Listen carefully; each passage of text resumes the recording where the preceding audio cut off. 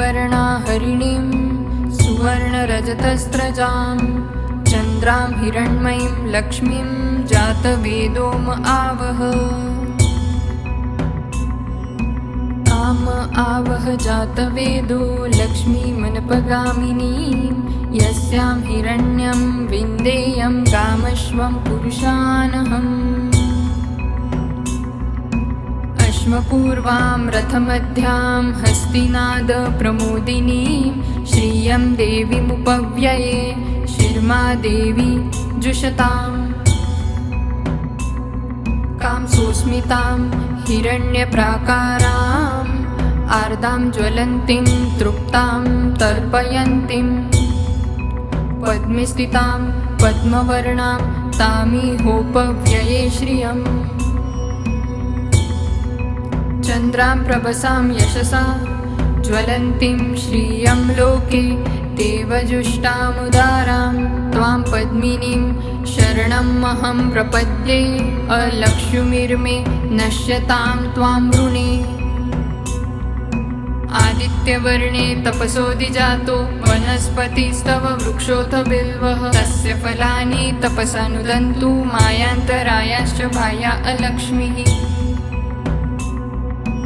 उपेत्तु मां देवसखः कीर्तिश्च मणिना सह प्रादुर्भूतोऽस्मि राष्ट्रेऽस्मिन् कीर्तिवृद्धिं ददातु मे। श्रुत्पिपासामला ज्येष्ठाम् अलक्ष्मीं नाशयाम्यहम् अभूतिमसमृद्धिं च सर्वां निर्णुद मे गृहात्। गन्धद्वारां दुरादर्शां नित्यपुष्टां करीषिणीम् ईश्वरीं सर्वभूतानां तामिहोपव्यये श्रियम्। मनसः काममाकुतिं वाचः सत्यमशीमहि पशूनां रूपमन्नस्य मयि श्रीश्रयतां यशः। कर्दमेन प्रजाभूता मयि सम्भव कर्दम श्रियं वासय मे कुले मातरं पद्ममालिनीम्। आपः सृजन्तु स्निग्धानि चिकलितवसमे गृहे नीचदेवीं मातरं श्रियं वासय मे कुले। आर्द्रां पुष्करिणीं पुष्टिं पिङ्गलां पद्ममालिनीं चन्द्रां हिरण्मयीं लक्ष्मीं जातवेदोम आवह। आर्द्रां यः करिणीं यष्टिं सुवर्णां हेममालिनीं सूर्यां हिरण्मयीं लक्ष्मीं जातवेदोम आवह।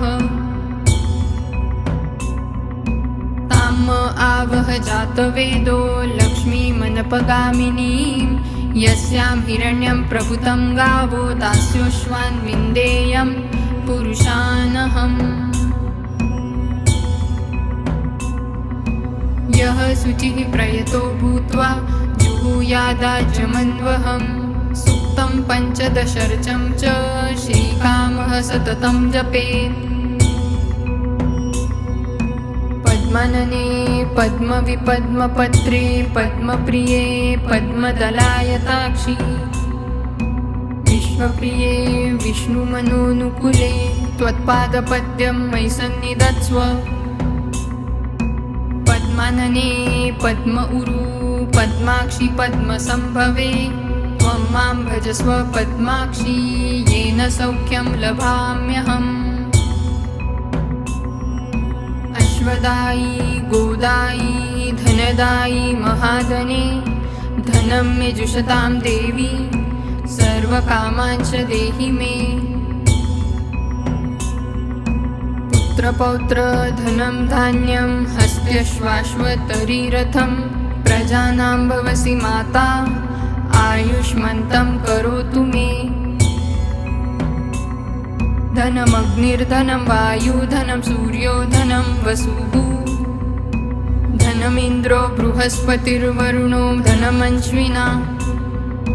वैनतेय सोमं पिबतु वृद्धः सोमं धनस्य सोमिनो मह्यं ददातु सोमिनः।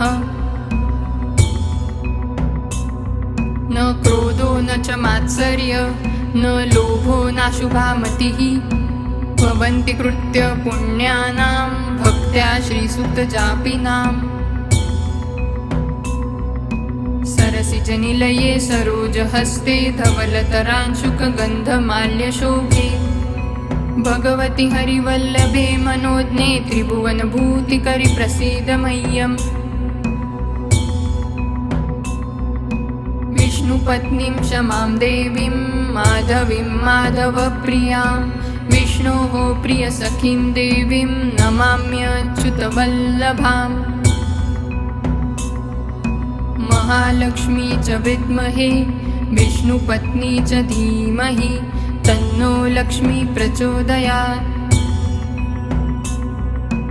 आनन्दः कर्दमः श्रीदश्चिक्लित इति विश्रुतः ऋषयः श्रियः पुत्राश्च श्रीर्दैर्वीर्देवतामतः ऋणरोगदारिद्र्यपापक्षुदपवमृत्योवः भयशोकमनस्तापा नश्यन्तु मम सर्वदा श्रीर्वर्चस्वमायुष्यमारोग्यमाविधाश्चोभमानं मह्यते धनं धान्यं पशुं भौपुत्रलाभं शतसंवत्सरं दीर्घमायुः